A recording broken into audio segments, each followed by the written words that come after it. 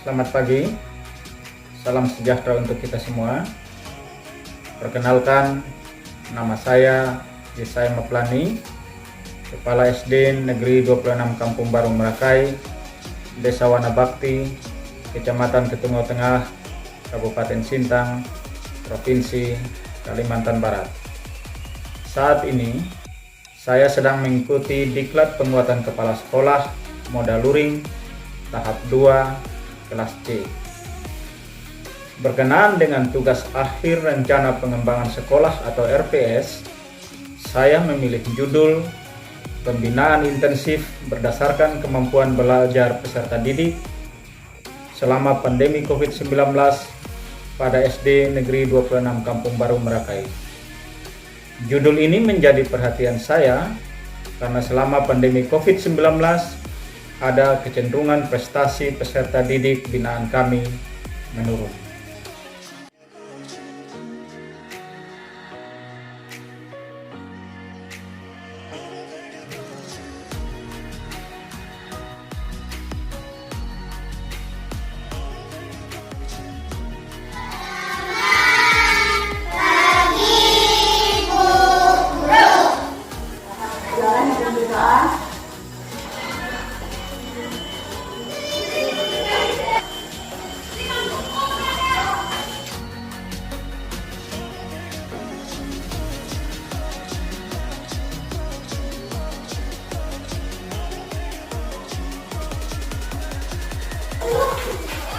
Oke, Bapak akan memberikan tugas di akhir pembelajaran ini.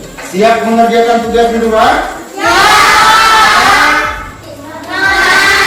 Oke, tugas kalian yaitu ada pada tema 5, halaman 25, yaitu tentang peristiwa Sumpah Pemuda, yang bagaimana para pemuda Indonesia waktu itu merangkul dari pulau-pulau Indonesia untuk bergabung mempersatukan Indonesia. Tidak memilih suku, tidak memilih bahasa, tidak memilih agama.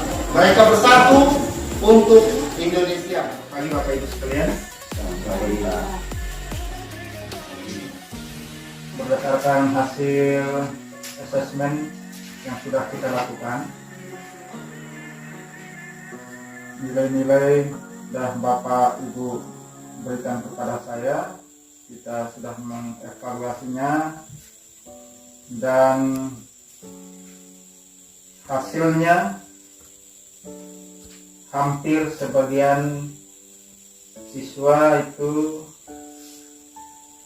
tidak memenuhi standar, dan kita melihat bahwa sama pandemi COVID-19 ini kelihatannya semangat belajar anak-anak sedikit menurun kalau kita mengacu kepada hasil yang ada. Oleh karena itu, perlu kita cari cara untuk memberikan dorongan kepada anak-anak sehingga mereka lebih bersemangat mengikuti pelajaran dan menangkap pelajaran. Kurikulum juga mungkin kita sedikit mengalami kesulitan karena materi di kurikulum harus kita sesuaikan selama masa pandemi COVID-19, karena waktu belajar kita di sekolah hanya 3 hari. Sepertinya harus mencari inti-inti yang mana yang harus diajarkan. Kita perlu inovasi baru sehingga anak-anak bisa ditolong di dalam pembelajaran mereka.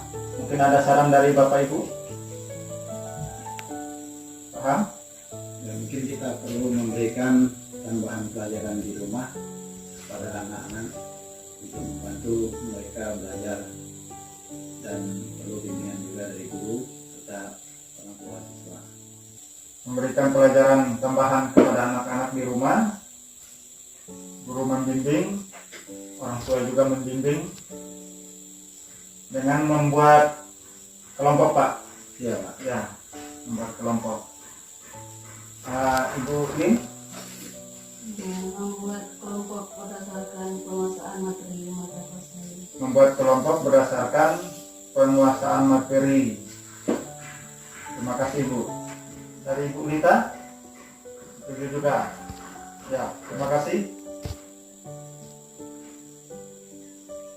Mungkin ini solusi yang kita dapat karena waktu belajar mereka di rumah, di sekolah kurang, berarti harus dikasih penugasan dalam bentuk kelompok di rumah.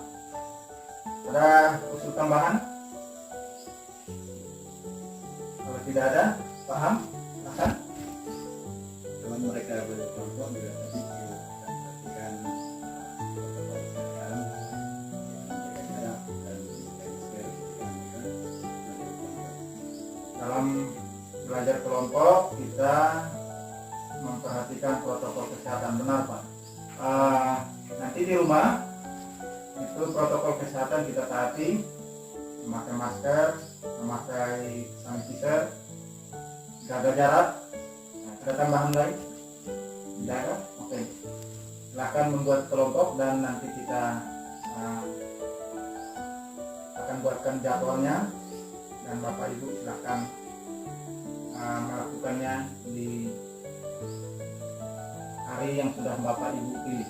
Terima kasih.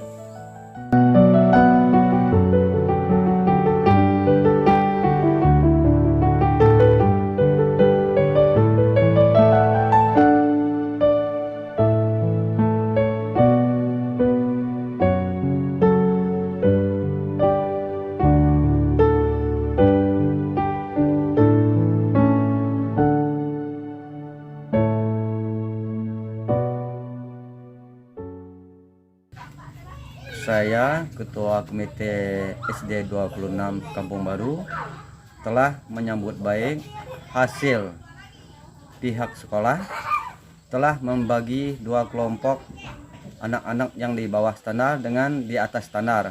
Anak-anak akan dibentuk kelompok belajar sesuai dengan kemampuan tingkat anak-anak.